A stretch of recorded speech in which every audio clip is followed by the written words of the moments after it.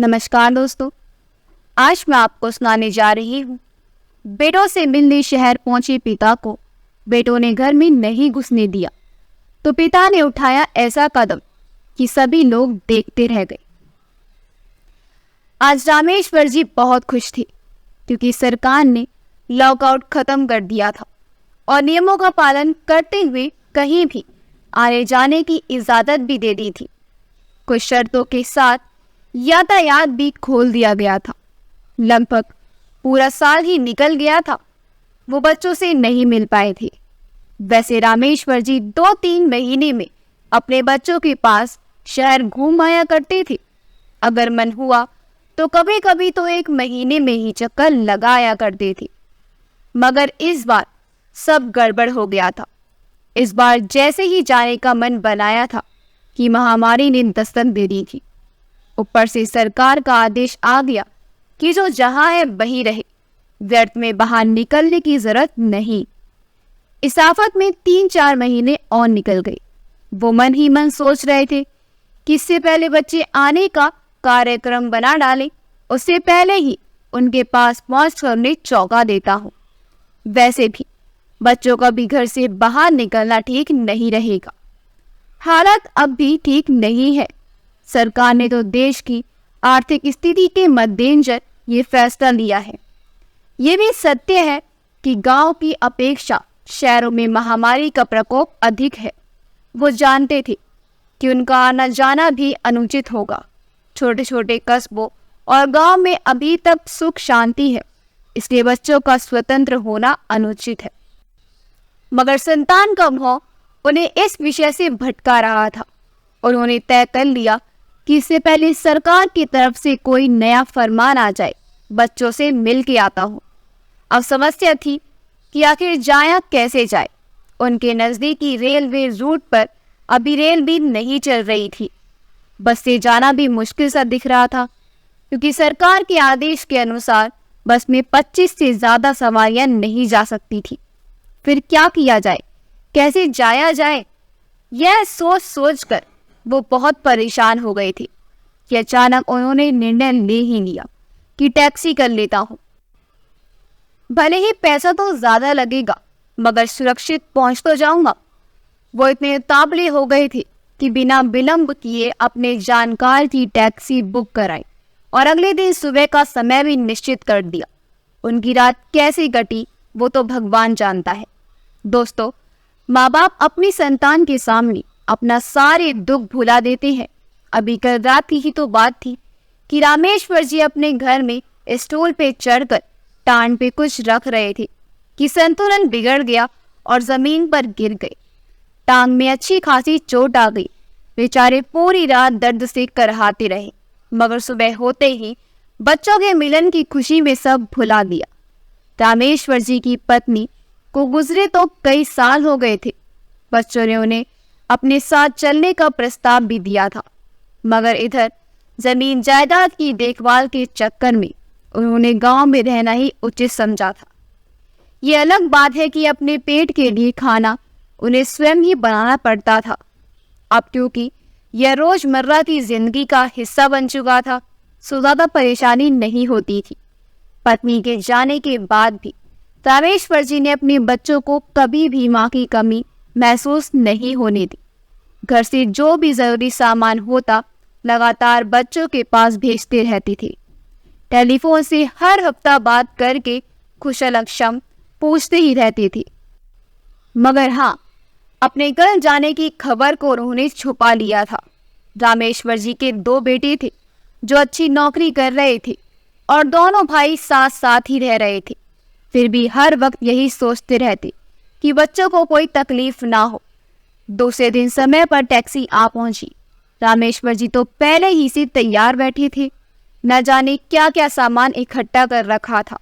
मन में आया कि जब टैक्सी से जा ही रहा हूँ और अकेला भी जा रहा हूँ और फिर भाड़ा भी पूरा देना पड़ेगा, तो बच्चों के लिए कुछ सामान भी ले आता हूँ। इसलिए दालों से लेकर आटा तक रख लिया था। शाम होते होते रामेश्वर जी बेटों के निवास पर पहुंच गए। सामान उतार कर गेट के पास रख लिया और टैक्सी वाले को भाड़ा चुकाकर उसे चलता कर दिया। आखिर रामेश्वर जी ने दरवाजे पर लगी घंटी का बटन दबा दिया। रामेश्वर जी सोते जा रहे थे कि जैसे ही बच्चे बाहर आएंगे दौड़कर गले लगा लूंगा, पोतों को गोदी में लेकर घूमूंगा। अचानक दरवाजा खुला। सामने अपने पिता को देखकर बेटा चौंक गया। रामेश्वर जी बड़ी ही बेचैनी के साथ बेटे की तरफ बढ़ी, मगर ठिठक गई। उनके सारे सपने क्षण मात्र में चकनाचूर हो गए। सारी सोचें हवा हो गई थी। बेटा चिल्लाकर पीछे हट गया था और बोले जा रहा था कि पापा जी, आप अंदर मत आना। घर में आने से पहले आपको 14 दिन अलग थलग रहना पड़ेगा। मैं भी हॉस्पिटल को फ़ोन कर देता हूँ। वो लोग आएंगे और आपको ले जाएंगे। आपको 14 दिन उनकी निगरानी में ही रहना पड़ेगा। अगर सब ठीक ठाक रहा तो घर भेज देंगे, अगर कुछ गड़बड़ निकला तो इलाज चलेगा। रामेश्वर जी ठगे से खड़े रह गई। उनका दूसरा बेटा, बहू और पोते भी आवाज सुनकर बाहर आ गए। उन्होंने एक नज़र सबको देखा। अपनी बेबसी पे उनकी आंखों में आंसू आ गए। फिर बोले, राजू, किसी को फ़ोन करने की ज़रूरत नहीं है। ये सामान लाया था, अगर उसे समझो तो उठा लेना, नहीं तो यही पड़ा रहने दो। कहकर वो एक तरफ तेजी से बढ़ गए। बच्चे चिल्लाते रहे, मगर उन्होंने पलटकर नहीं देखा। रामेश्वर जी के दिल में एक भयानक तूफान मचल उठा था। क्रोध के आवेग में उनका चेहरा लाल हो गया था। वो अपने को इतना असहाय और कमजोर महसूस करने लग गए थे कि चलना भी दुभर हो गया था। थोड़ा आगे जाकर पार्क में पड़ी बेंच पर बैठ गए। काफी देर तक हाथों से अपने चेहरे को छुपाए बैठे रहे। अंधेरा बढ़ रहा था, मगर जिसके दिल में अंधेरा ही अंधेरा भर चुका हो, उसको बाहर के अंधेरे का आभास भला क्या होगा। उनका मन बेहद आशान था और मानसिक उथल पुथल की अधिकता के चलते शिथिल होकर बेंच पर लेट गए। जाने कितनी देर तक वो यूं ही पड़े रहे। काफी देर के बाद कुछ संयत हुए और आंख भरते हुए बोले, हे भगवान, आज मुझे ये दिन भी देखना था। आज बहुत दिनों के बाद अचानक उन्हें पत्नी की याद आ गई। वो बोले, देखा तुमने, आज तुम्हारी संतान ने हमारे प्यार का कैसा सिला दिया है। जाते जाते तुमने कहा था कि मेरे बच्चों का ध्यान रखना। मैंने तुम्हारी आज्ञा का अक्षरशः पालन किया। मैंने उन्हें कभी भी महसूस नहीं होने दिया कि वो बिन माँ के बच्चे हैं। मगर आज तुमने देखा कि तुम्हारी उसी संतान ने मेरे सपने किस तरह चकनाचूर कर दिए। तुम्हें याद ही होगा कि इसी राजू को चेचक हुई थी। मैं उसे अपने कंधे पर डालकर डॉक्टर के पास ले गया था। क्या तब मैंने ऐसा सोचा था कि मैं इसे हाथ नहीं लगाऊंगा, इसी तो चेचक है। मगर आज तुम्हारे बेटों ने मुझे मात्र इसलिए घर के अंदर नहीं घुसने दिया कि कहीं मुझ में कोरोना का प्रभाव तो नहीं है। अब बहुत हुआ देवी जी, मैं आज से खुद को तुम्हें दिए वचन से मुक्त करता हूँ। जिस जमीन जायदाद को मैं बच्चों की अमानत समझकर रखवाली करता रहा, उससे भी मैं उनको मुक्त करता हूँ। अब मैं वही करूँगा जो मेरा मन कहेगा। बेचो बर्बाद करो, ये मेरी मर्जी। रामेश्वर जी गुस्से के अभाव में ना जाने क्या क्या बुदबुदाए जा रहे थे। अरे आदमी संतान किसके लिए पैदा करता है? क्या इसलिए कि बुढ़ापा आते ही उसे घर से बाहर कर दो? हे ईश्वर, मुझे माफ करना कि मैंने बच्चों के प्यार में इतना पागल हो गया कि सारे रिश्ते नाते से ही मैंने किनारा कर लिया। अचानक वो उठे और बस स्टैंड की तरफ चल दिए। उनके दिल से महामारी के प्रति उभर डर सहसा खत्म सा हो गया था। अब तो अजीब सी बात सोचने लगे थे कि हे भगवान, अब तो मुझे महामारी अपनी जकड़ में ही ले ले और मेरा अंत कर दे तो अच्छा होगा। कम से कम इस मानसिक कलेश से तो बच जाऊंगा जो मेरे लिए मौत से भी बदतर हो गई है। वो काफी देर तक बस स्टैंड पर घूम घूम कर अपने तरफ की बस को ढूंढते रहे। आखिर भाग्यवश एक बस उन्हें मिल गई जिसमें सीट खाली थी। घर पहुंचकर सबसे पहले उन्होंने अपनी जमीन करने वाली सभी लोगों को बुला भेजा। वो बोले, भाइयों, अब मैं अपनी सारी जमीन साल भर के हिसाब से पट्टे पे उठाना चाहता हूँ। आज में से जो भी जितनी जमीन लेना चाहता है ले लो। मुझे रकम तुरंत चाहिए। मुझे अपने फैसले से कल तक अवगत करा देना। उनमें से सिर्फ एक ही व्यक्ति था जो उनकी पूरी की पूरी जमीन पट्टे लेने को तैयार था। अन्य लोगों ने पैसों की कमी के कारण अपनी असमर्थता जाहिर कर दी थी। रामेश्वर जी ने बिना मोल तोल किए उसने जितना बताया उसी हिसाब से जमीन मोहर सिंह को दे दी। अगले दिन गार्ड में पैसे बांध रामेश्वर जी के एक अनजान सफर की और अग्रसर हो गए। मन में सिर्फ एक ही बात थी कि इस घर में जितनी भी दूर जा सकता हूँ चला जाओ, और जाकर एक लंबी दूरी की बस का टिकट लेकर बैठ गई। रामेश्वर जी ने एक अनजान से शहर को अपना ठिकाना बना लिया। उस शहर के किनारे एक नदी भी बहती थी। उसी के किनारे पे ही एक मठ भी स्थिर था। बड़ा ही रमणीक स्थल था। वहां बाहर बैठकर रामेश्वर जी कुछ देर को ही सही मगर अपनी मानसिक कलेश भूल जाते थे। वहां कोई भीड़ या शोरगुल नहीं था। बड़े ही आत्मिक शांति की प्राप्ति होती थी उस जगह। रामेश्वर जी रोज सुबह शाम आकर घंटों बैठे रहते थे और अपने बैरागी मन को शांत करने की चेष्टा में लगे रहते थे। एक दिन अचानक मठ के सर्वे सर्वा स्वामी विवेक आनंद जी को उनका टोका और बोला, मैं कई दिनों से देख रहा हूँ कि आप रोज ही इधर आते हैं और इसी जगह पर शांत बैठे रहते हैं, मगर मैं महसूस कर रहा हूँ कि ऊपर से शांत दिखने वाला तुम्हारा ये मन अंदर से घोर निराशा और वितृष्णा से भरा हुआ है। क्योंकि तुम यहाँ शांति की खोज में इधर आते हो, तो क्या मैं जान सकता हूँ कि तुम्हारी मानसिक उथल पुथल का कारण क्या है? शायद मैं तुम्हारी कुछ मदद कर सकूं।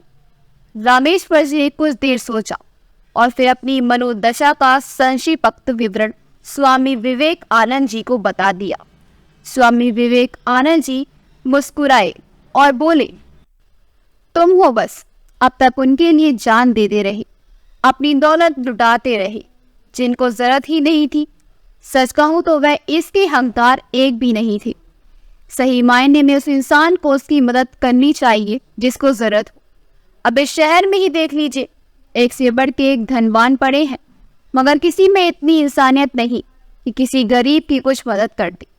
वो अपनी विलासिता के ऊपर तो व्यर्थ में धन बर्बाद कर सकते हैं, मगर किसी गरीब को एक फूटी कौड़ी भी नहीं दे सकते। रामेश्वर जी इस शहर में ना जाने कितने बदनसीब हैं जिन्हें सुबह का खाना मिल जाए तो शाम का पता नहीं। स्वामी जी थोड़ी देर चिंतन की मुद्रा में बैठे रहे, फिर अचानक बोले, रामेश्वर जी जरा उधर देखो, सड़क के किनारे कोने पे एक कमरा साफ दिख रहा है ना? रामेश्वर जी बोले, हाँ दिख रहा है। स्वामी जी बोले, वो हमारे मठ का ही हिस्सा है। मेरी हार्दिक इच्छा की उसमें आप गरीबों की सेवट खाने पीने की चीजों की दुकान खोल ले, ताकि शहर में कोई गरीब भूखा ना सोए। करुणा काल में जिनकी रोजी रोटी छीन चुकी है उनका भी चूल्हा जलता रहे, ये भूखे ना रहे। इस कार्य में तुम्हें मानसिक शांति भी मिलेगी और दुनिया तुम्हें इज्जत भी देगी। रामेश्वर जी अब आप ऐसे लोगों का सहारा बनो जो बेसहारा है। हाँ, एक बात सोचने वाली ये है कि दुनिया बड़े ही अजीब है। यदि तुमने ये प्रसारित किया कि ये गरीबों के लिए मुफ्त राशन मिलता है, तो मीलों लंबी लाइन लग जाएंगी और जिनके सेवट ये दुकान खुलेगी वो वंचित रह जाएंगे। हमारा उद्देश्य ही विफल हो जाएगा। अतः मुफ्त की नहीं उधार का काम करिए। ये अलग बात है कि हमारी तरफ से उन्हें मुफ्त ही राशन दिया जाएगा। कोई उधार चुकाता रहता है तो भी ठीक, अगर नहीं कर पाता है तो भी ठीक। वैसे मुझे विश्वास है कि गरीब ईमानदारी से कोशिश करते हैं। रामेश्वर जी खुश होते हुए बोले, स्वामी जी मुझे रास्ता दिखाने के लिए आपका बहुत बहुत धन्यवाद। मैं अपनी सारी जमा पूंजी लगा दूंगा। आप समझ लीजिए कि 2-3 दिन में इस शुभ कार्य का श्री गणेश हो जाएगा। रामेश्वर जी की मानो मन की मुराद पूरी हो गई थी। वो बहुत प्रसन्नचित्त दिख रहे थे। दिल का भारीपन सहसा विलुप्त हो गया था। 2-3 दिन में ही बड़े ही विधि विधान के साथ दुकान का श्री गणेश हो गया। मठ के साधु संतों ने धार्मिक अनुष्ठान कर दुकान का उद्घाटन किया। दुकान के बोर्ड पर लिखवाया गया था, किसी का परिवार भूखा ना रहे। जिसके पास काम नहीं, अपने परिवार हेतु राशन यहाँ से ले जा सकता है। पैसा आज नहीं तो कोई बात नहीं। ये दुकान बिना किसी लाभ व्यापी सेवा में तत्पर। कृपया कोरोना के लिए निर्देशित नियमों का पालन करे। देखते देखते मठ वाली दुकान इतनी मशहूर हो गई कि केवल गरीब ही नहीं, धनवान भी राशन इसी दुकान से खरीदने लगे। फिर फर्क सिर्फ इतना था, वे 1000 के सामान के 2000 देते थे। उनका मंतव्य था किसी बहाने इस शुभ कार्य में उनका भी कुछ योगदान हो जाए। रामेश्वर जी ऐसे लोगों का हिसाब अलग से रखते थे। यह एक तरह से अच्छा भी था, क्योंकि रामेश्वर जी ने अब तक अपनी सारी जमा पूंजी लगभग 20 लाख रुपए दुकान में लगा दिए थे। अतः इसी सहारे से दुकान पर सामान की कमी नहीं होगी। स्वामी जी ने ठीक ही कहा था कि मुफलफिस मजबूर तो हो सकता है मगर बेईमान नहीं हो सकता, ये जानते हुए भी कि अगर उधार चुकता ना भी किया तो भी हमें राशन मिलना बंद नहीं होगा। लोगों ने धीरे धीरे टाइम पास उधार चुकता करना भी शुरू कर दिया था। धनवान लोगों ने मठ की इस पहले के चलते दिल खोलकर दान भी देना शुरू कर दिया था। मठ ने दुकान के बराबर में एक स्टोर का भी निर्माण करा दिया। महीनों गुजर गए, रामेश्वर जी मठ में ही सोकर रातें गुजारते रहे। बड़ा ही सुकून महसूस करते थे। अपने वास्ते उन्होंने कोई कमरा वगैरह भी किराए पे नहीं दिया था। ये बात भी शहर में भर में चर्चा का विषय बन गई थी। उनके परिवीरजन एवं किसी अन्य को भी कानों कान खबर नहीं थी कि रामेश्वर जी कहाँ हैं और कैसी हालत में है और क्या करते हैं। खेती का पैसा पट्टेदार द्वारा एक खाते में डाल दिया जाता था। उन्होंने अपना फोन नंबर भी बदल लिया था, जिसका पता उनके पट्टेदार के अतिरिक्त किसी को भी ज्ञात नहीं था। उन्होंने पट्टेदार को भी सख्त हिदायत दे रखी थी कि किसी को ये नंबर देने की जरूरत नहीं है। आज ही पट्टेदार मोहर सिंह का फोन आया। उसने बताया कि आपकी बड़े बेटी को कोरोना ने ग्रसित कर लिया है, वो आजकल हॉस्पिटल में है।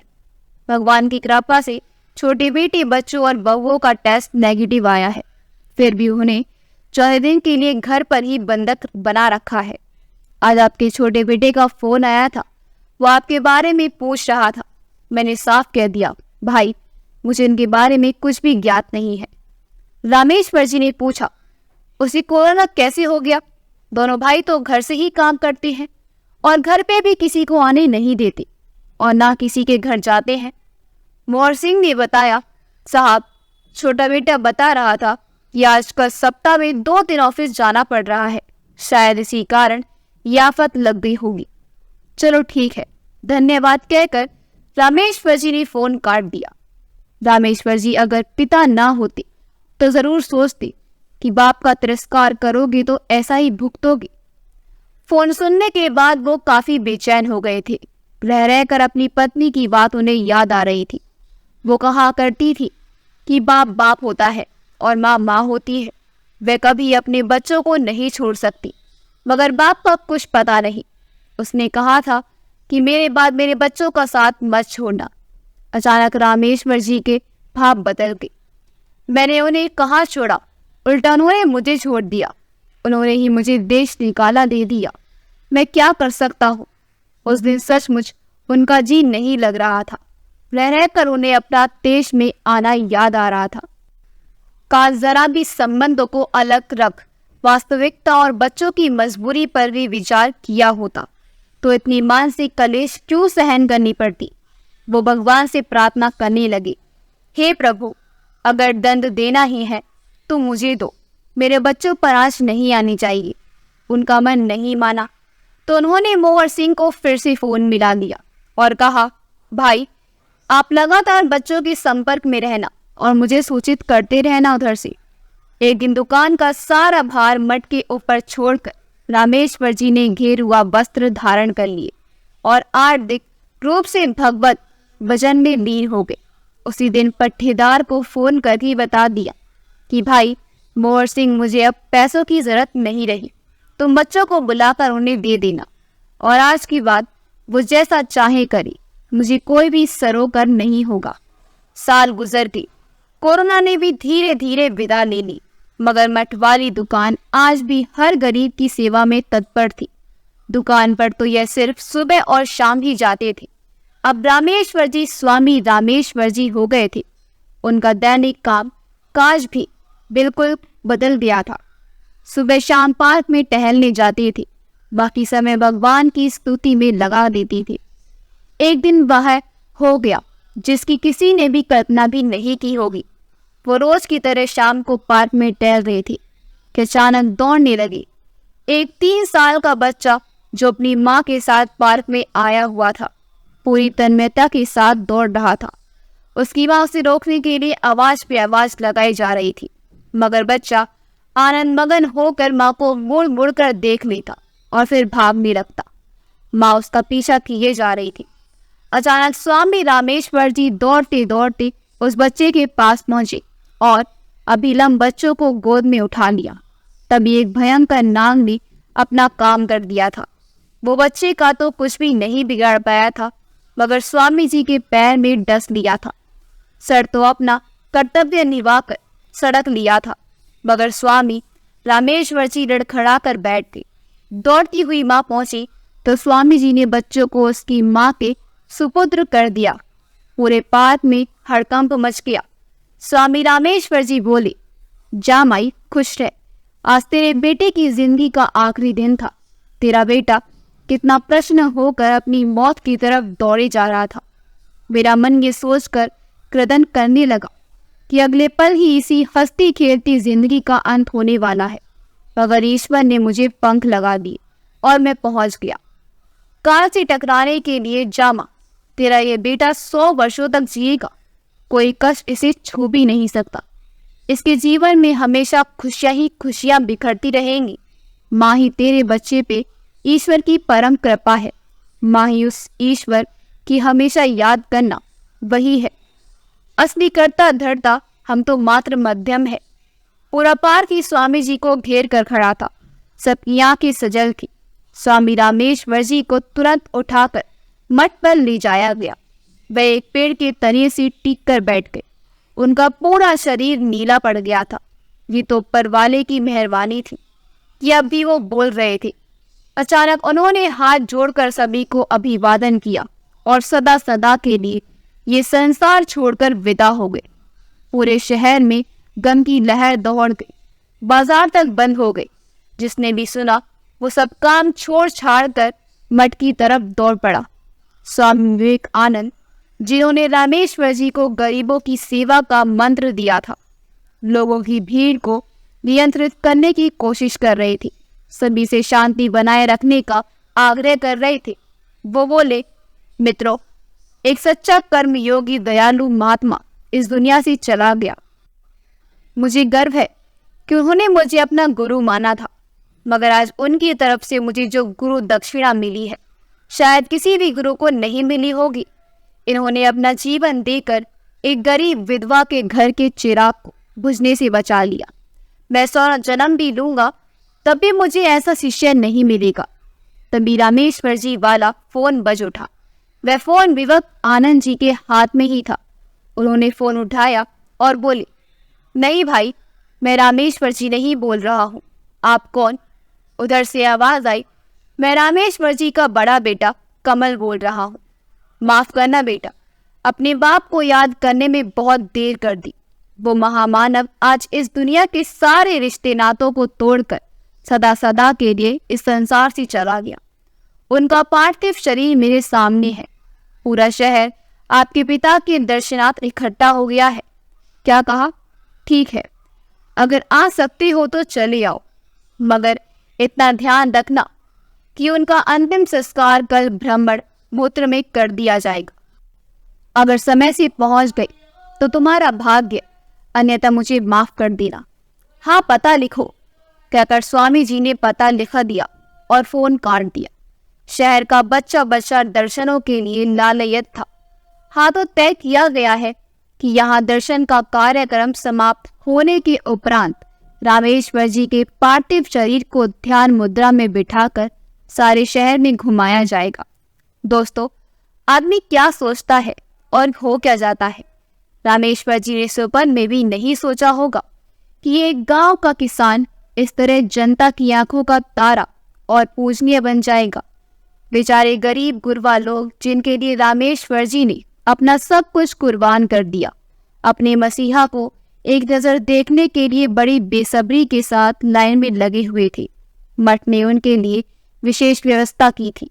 लोग सोच रहे थे कि अगर मौत हो तो इतनी ही शानदार होनी चाहिए। आधी रात हो गई मगर कोई भी शहरवासी टस मस नहीं हुआ। सुबह के 2 बजे होंगे कि एक टैक्सी आकर मठ के गेट पे रुकी और उनमें से रामेश्वर जी के बेटे बहुए और पोत्र उतरे। रात के इस वक्त भी इतनी भीड़ देखकर पूरा परिवार हैरत में था। उन्होंने पास खड़े एक व्यक्ति से स्वामी विवेकानंद जी के बारे में पूछा। उसने इशारे से बता दिया। पूरा परिवार उधर चल दिया। सभी ने उनके चरण स्पर्श किए और अपना परिचय दिया। ओ, इतना कहकर स्वामी जी उनको लेकर रामेश्वर जी के पार्थिव शरीर के पास ले गए। वो अभी भी योग मुद्रा में विराजमान थे। सारा परिवार उनके पैरों पर गिर पड़ा। हमें क्षमा करना पिताजी, हमारी जरा सी मजबूरी में की गई भूल की इतनी बड़ी सजा दी आपने पिताजी। उस दिन अगर मैं फोन ना करता तो तुरंत ही कोई पड़ोसी कर देता। हालात इतने खराब थे कि किसी के मन में किसी के प्रति कोई श्रद्धा ही नहीं बची थी। आपने तो हमसे इतनी बड़ी दूरी बना ली कि हमको अपना फ़ोन नंबर तक नहीं दिया। कल शाम मैं बहुत बेचैन था, न जाने मुझे क्या हो गया था। मैंने मनोहर सिंह को फ़ोन किया और बहुत ही अनुनय विनय की, तब जाकर उन्होंने मुझे आपका नंबर दिया। मगर अफसोस कि मैं आपके श्री मुख से 2 शब्द भी नहीं सुन सका। कमल को लगा कि पापा कान भी कह रहे हूँ, बेटे हमने तो तुम्हें बहुत पहले ही माफ़ कर दिया था। बेटे ऊपर वाला जो करता है वो अपने हिसाब से करता है। उनके मन में कुछ और ही था, इसलिए मुझे यहाँ ले आया। सदा खुश रहो, यही मेरा आशीर्वाद है। माँ के सपनों को साकार करते रहना, यही मेरी कामना है। अचानक कमल उठा और विवेकानंद के चरण स्पर्श करते हुए उपस्थित जन सैलाब को संबोधित करते हुए बोला, मित्रों, हमने भी अपने पिता को संस्कार पाए हैं। सिर्फ सरकारी दखलंदाजी के चलते मेरे पिता मुझसे नाराज हो गए थे। आप लोगों को ताज्जुब होगा कि जिस कोरोना के कारण मैंने अपने पिता को खो दिया, उसी कोरोना के कारण महीनों हॉस्पिटल में रहना पड़ा। पिता की आशीर्वाद था कि मैं बच गया और आज आपके समक्ष हूँ। शहर में घुसते ही लोगों ने मेरे पिता के बारे में संक्षिप्त में सब कुछ बता दिया था। मैं अपने पिताजी आदरणीय स्वामी विवेकानंद जी एवं आप सबके समक्ष घोषणा करता हूँ कि पिताजी की पूरी जायदाद से प्राप्त रकम हर वर्ष मठ के खाते में जमा की जाती रहेगी, ताकि गरीबों की उनकी अपनी दुकान सदा सदा चलती रहे। हम दोनों भाई कभी भी उस जायदाद के से 1 पैसा भी ग्रहण नहीं करेंगे। हमारे परिवार की तरफ से अपने पिता के लिए यही श्रद्धांजलि है। भले ही आज स्वामी रामेश्वर जी पंचतत्व में विलीन न हो चुके हैं, मगर उनकी कीर्ति, उनका नाम सदा सदा हर किसी की जुबान पर तिलकता रहेगा। स्वामी विवेकानंद ने कमल को अपने गले लगा लिया। विवेकानंद जी ने कहा, जीते जी ना सही, मरने के बाद तुम्हारे पिता को तुम दोनों पर गर्व जरूर होगा। अगर आपको हमारी कहानी अच्छी लगी हो तो हमारी वीडियो को लाइक करें, शेयर करें और हमारे चैनल योगी वॉइस को सब्सक्राइब कर दें। मिलते हैं अगली वीडियो में। आपका बहुत बहुत धन्यवाद।